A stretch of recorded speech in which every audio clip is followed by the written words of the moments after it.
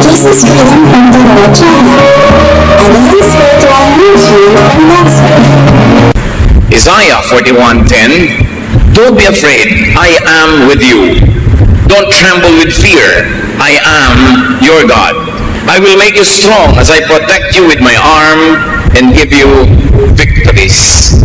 Maraming turo ang Panginoon sa Old Testament, maging sa New, na laging ang tema ay huwag kang matakot, huwag kang panghinaan ng loob, maging matatag ka dahil ako ang iyong Diyos at alam ko ang nangyayari sa iyong buhay. Habang alam ng Diyos ang nangyayari sa ating buhay, dapat alam din natin na alam niya. Habang tayo ay mahal niya, dapat lagi nating maalalang mahal niya tayo.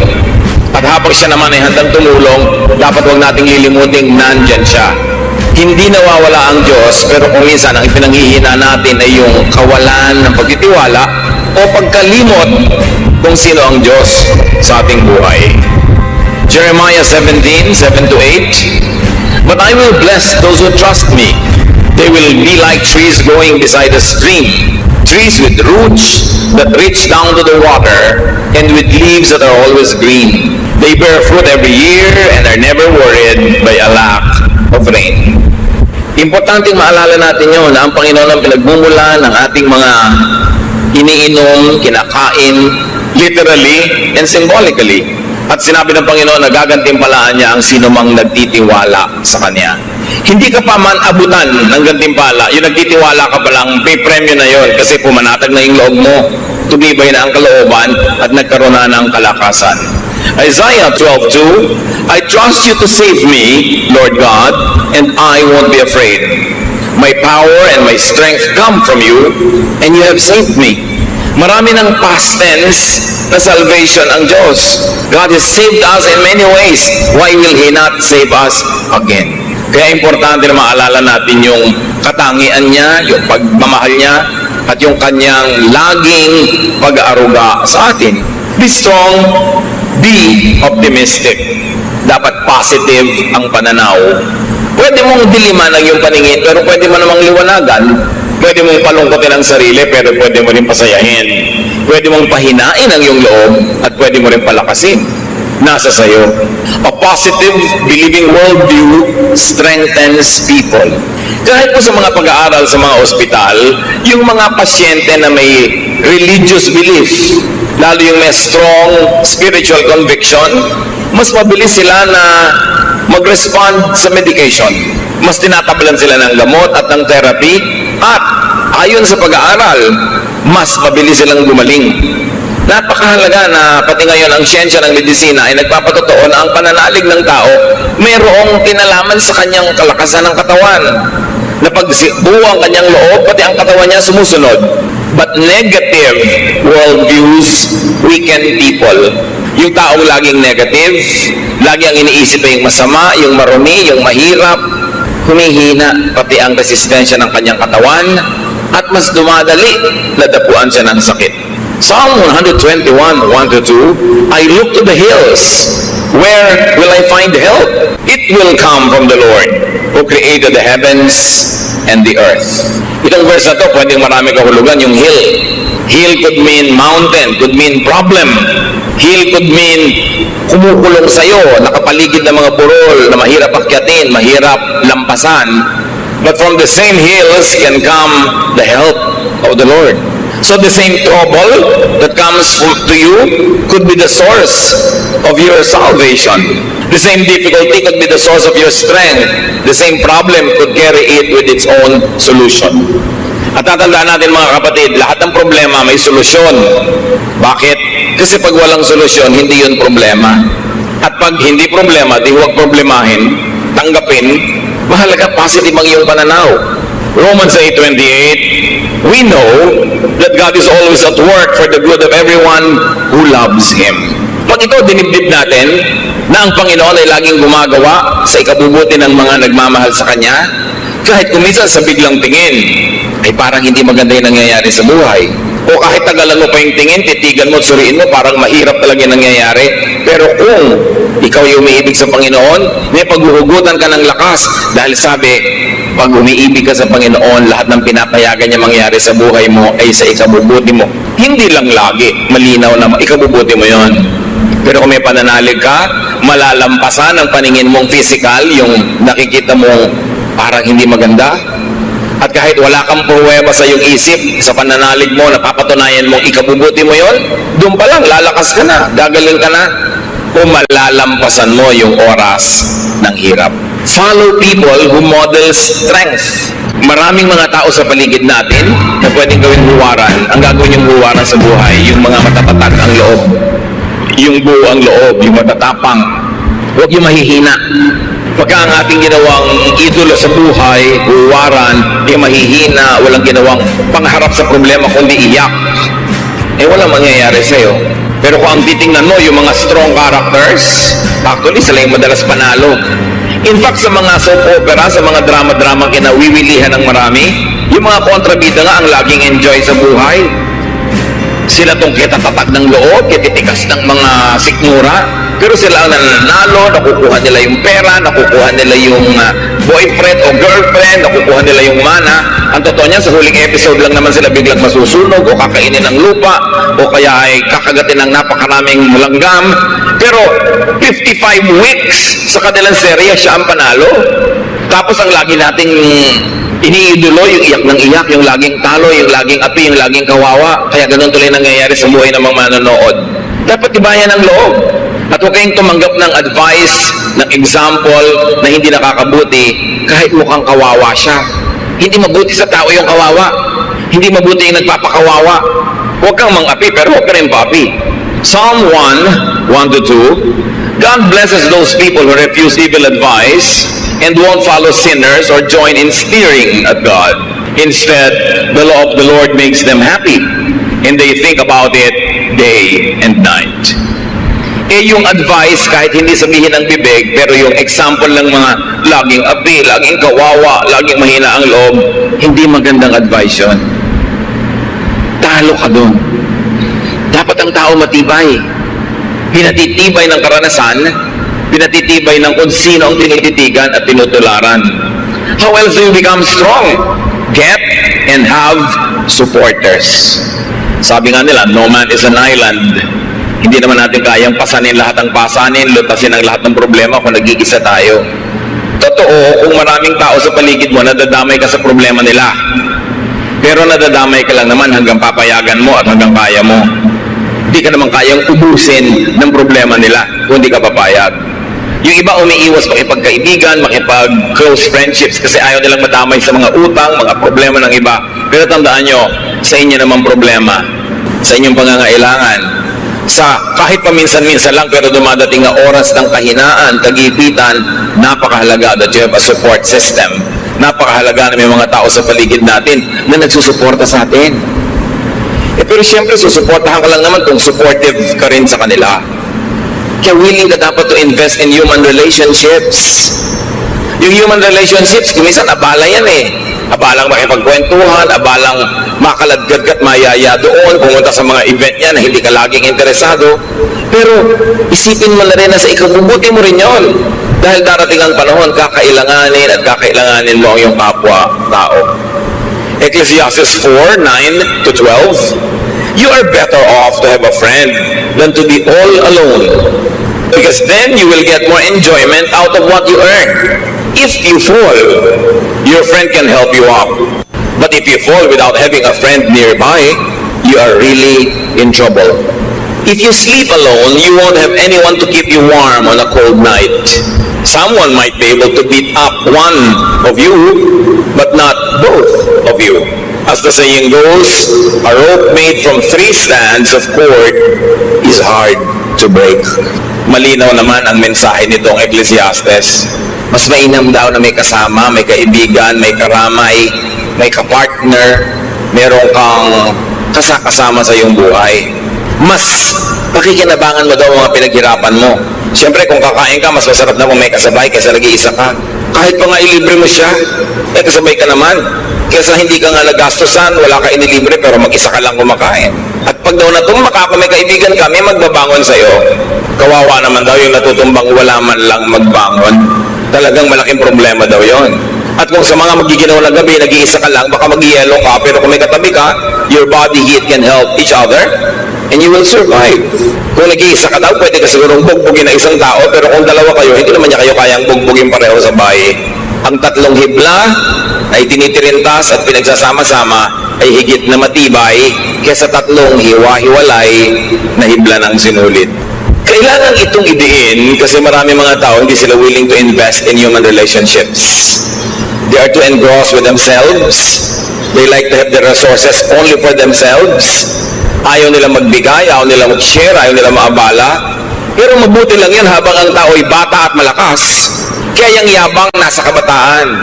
Kaya mo magyabang, kaya mo manikis ng kapwa, kaya mo mag-isa. Kasi malakas ka pa eh.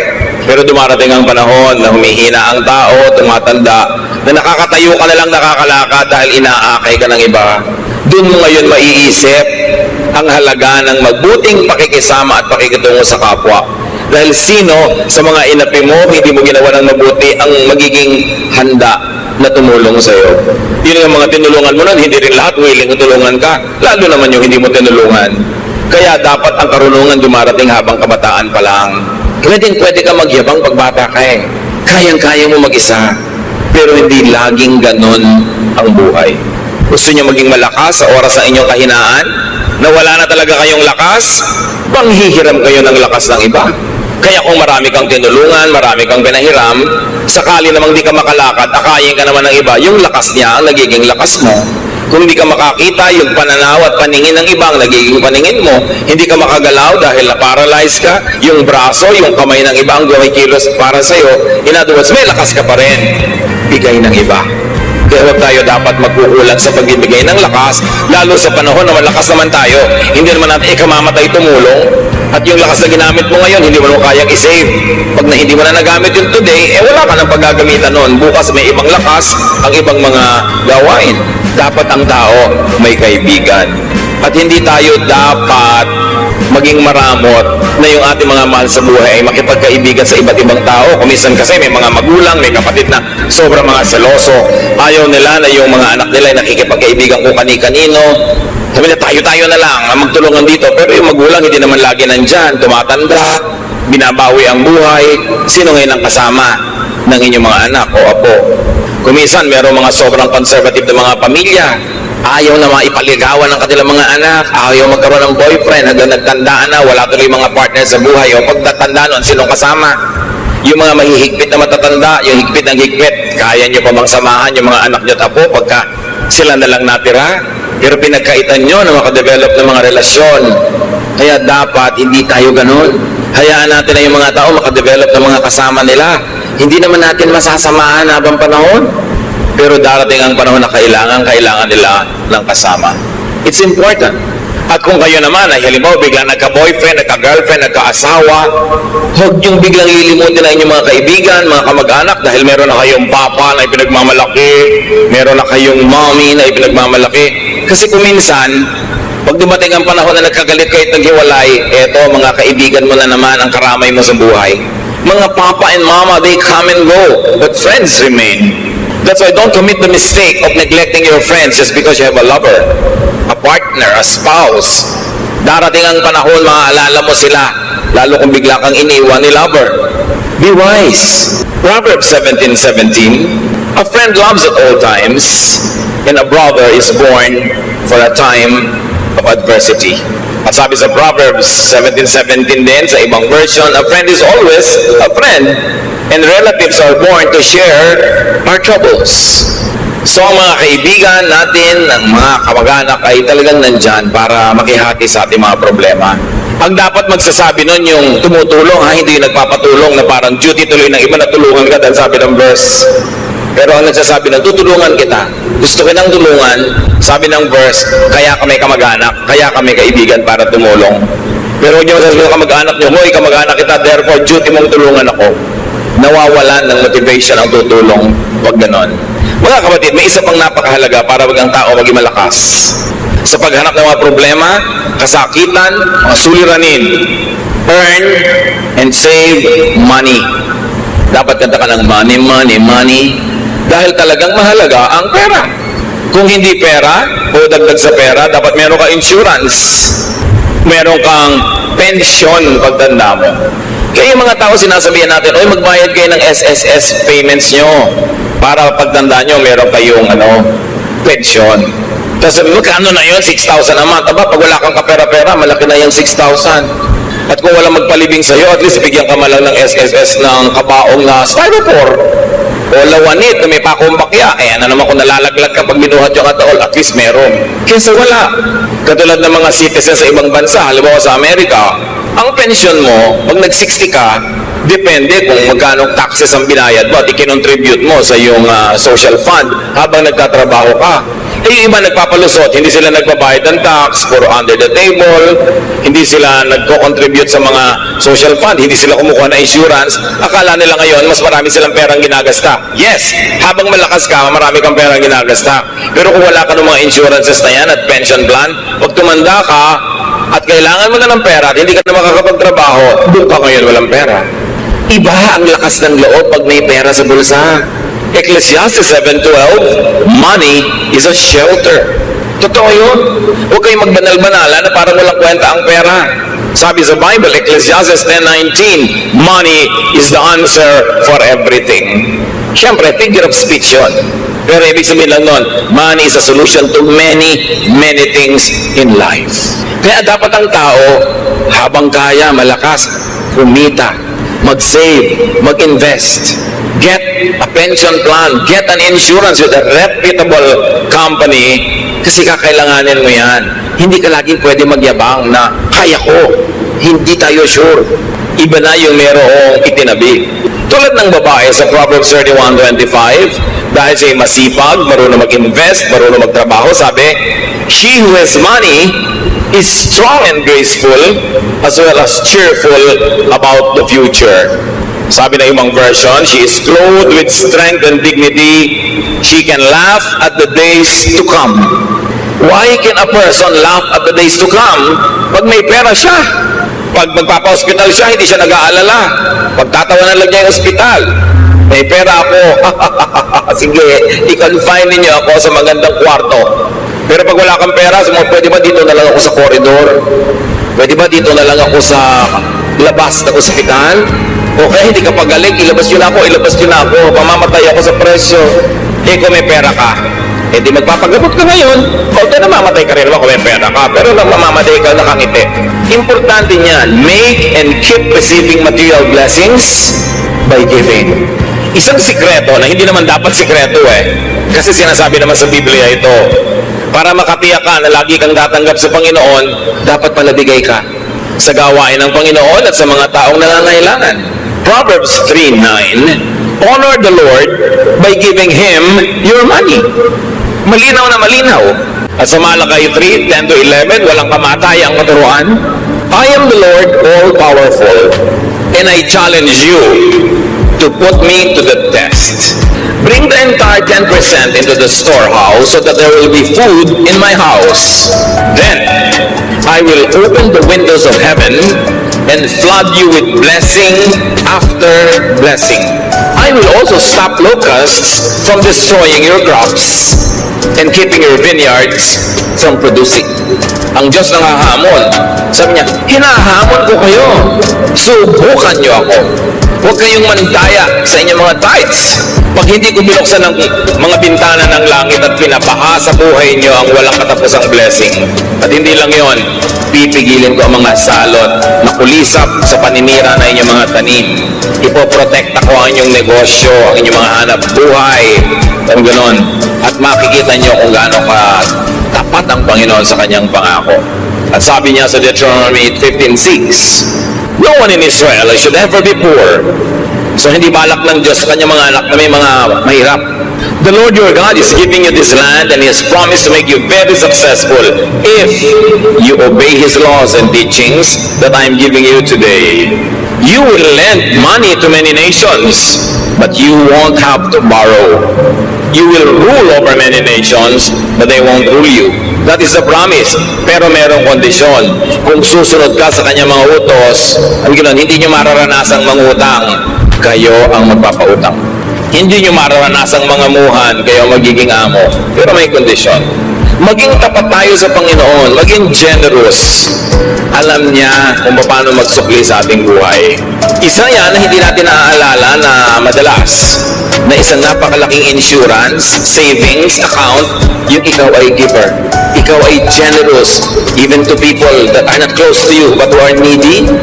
Bawat bigay mo sa nangangailangan, bawat bigay mo sa gawain ng Panginoon, ang Panginoon ang magsusukli. At sa palagay nyo kaya, papayag ang Panginoon na may utang siya sa inyo? Oras na ikaw ay nagbigay, lalo kanyang bibigyan kasi hindi naman pwede, mas marami ka pa ibinigay sa kanya, siya ang Diyos.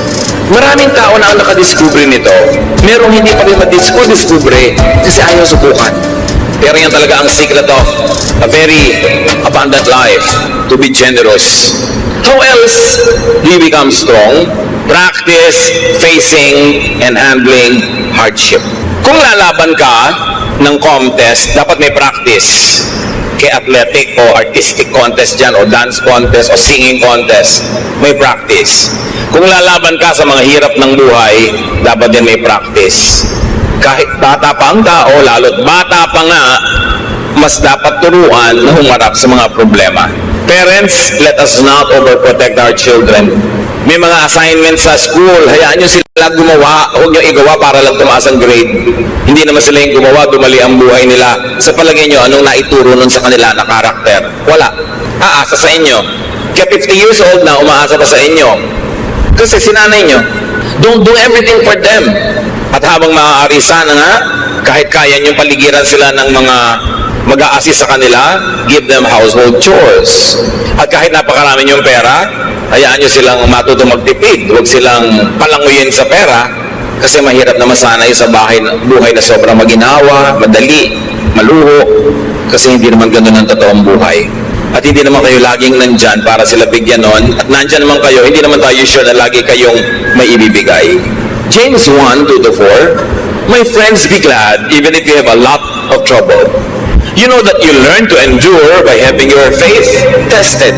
But you must learn to endure everything so that you will be completely mature and not lacking in anything.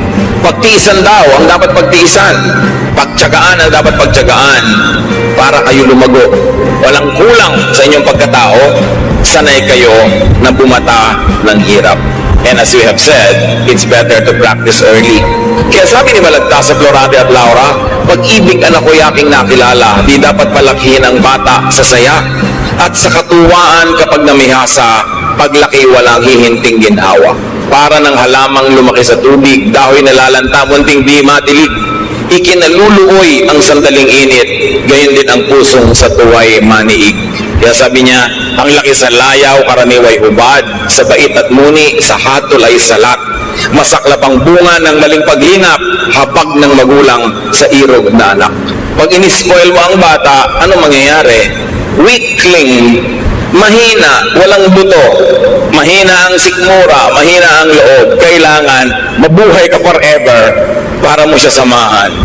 Kaya kailangan turuan ng practice. Sabi sa Proverbs 22:6, teach your children right from wrong.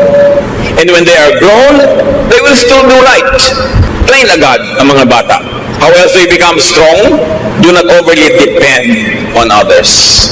Lahat ng tao, binigyan ng Diyos ng lakas. Huwag kang laging manghiram ng lakas ng iba.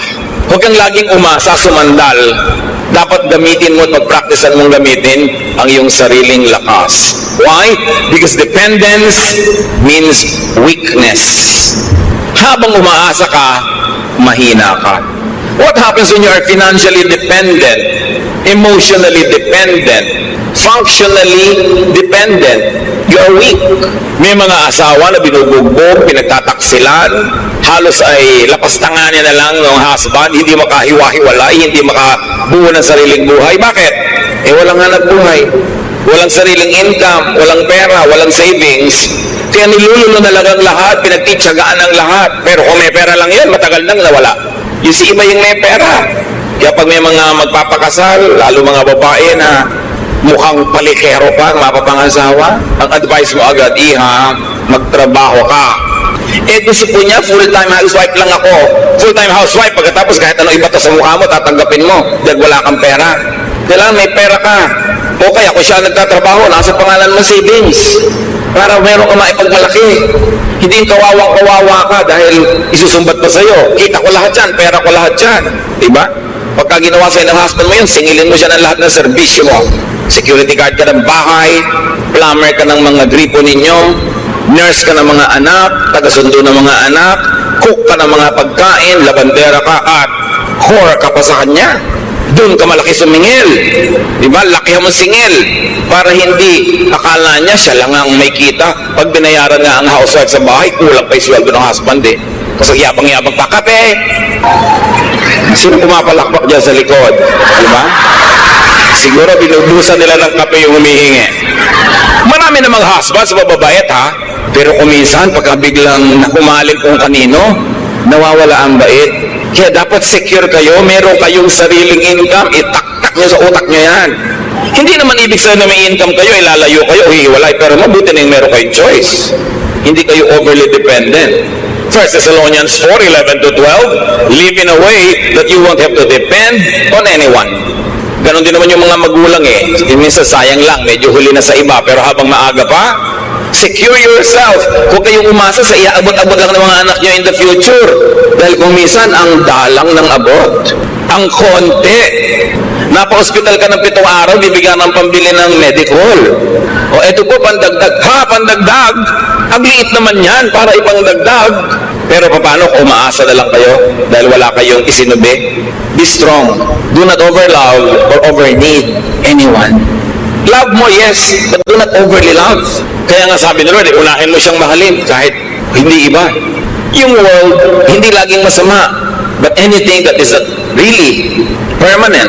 Sabi sa 1 John 2:15, do not love the world or anything that belongs to the world. If you love the world, you cannot love the Father. Yung nagmamahal, ilagay niyo sa lugar. Pag sobra kayo nagmahal, talo kayo. Di lang kayo maalala, wala na kayo sa sarili. May mga tao nakatitig sa cellphone nila eh. Talaga nakatitig, abang na may dumating na text. Dumating ka na, dumating ka na, dumating ka na. Wala namang dumadating. Mga advertisement pa ng kondo ang darating. Eh paano sobrang nagmamahal? Magmahal kayo pero ilagay niyo sa lugar. Hindi dapat kawawain ang sarili. Do not be anybody's satellite. No one is as weak as a person who is madly in love. You weaken yourself. Nilululo ng katwiran, nilululo ng pinag-aralan, nilululo ng lahat-lahat. Bago lang matauhan, na-damage na siya. Kaya dapat may ititira ka sa sarili mo. Marunong ka siyempre magmahal because God is love and we have to love. Pero huwag kang magpapakabaliw ng sobra-sobra. Lalo sa hindi naman nababaliw sa iyo. May magtatanong pa sa akin, meron po akong boyfriend pero ramdam ko hindi ako mahal. Eh, ba't ka nagtsatsaga? Bakit? Hindi ka pala mahal. Humahanap ka ng sakit ng katawan. So, kailangan magpakatalino ang tao. We were created by God to be healthily independent. Kaya kahit may kakambal ka, pinapakanak ka mag-isa. Mamamatay ka mag-isa. Haharap ka sa Diyos mag-isa. Ibig sabihin, kaya mong harapin ang maraming bagay sa buhay kahit walang kasama. Although, mas masarap kung may kasama. Pero huwag kang magpapadaya sa kasinungalingan na kung wala kang kasama, hindi ka na mabubuhay. Yun ay isang kasinungalingan. Napaka-importante kahit nga sa ina. Ang unang-unang nangyayari sa bata pag ipapanganak, malalagot ang busod. It's a declaration of progressive independence. At dapat yun, suportahan ng magulang at ng lahat na maging independent yung bata habang tumatagal. Psalm 146, 3-4, you can't depend on anyone. Not even a great leader. Once they die and are buried, that will be the end of all their plans. Sabi, hindi ka pwedeng umasa sa iba kahit magaling pang tao yan.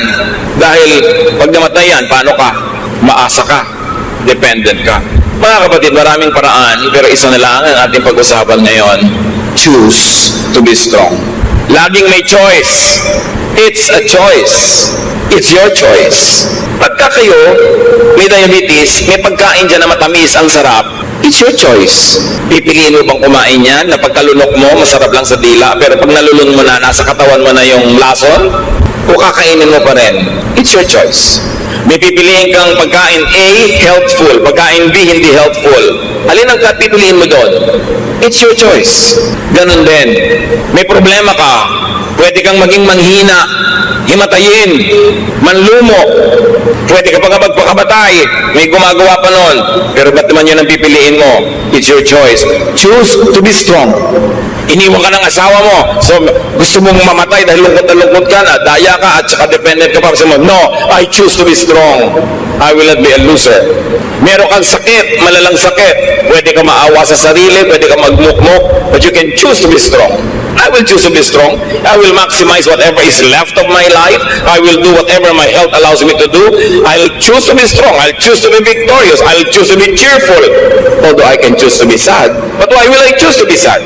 Meron kayong namimiss, ang lungkot-lungkot nyo, magkahiwalay kayo. You can choose to be alone in a room and be sad, and you can choose to go out and amuse yourself, do something to forget it. It's your choice. Pinipili natin kung magiging mahina tayo o malakas. 2 Corinthians 4, 8 to 9. We often suffer, but we are never crushed. Even when we don't know what to do, we never give up. In times of trouble, God is with us. And when we are knocked down, we get up again.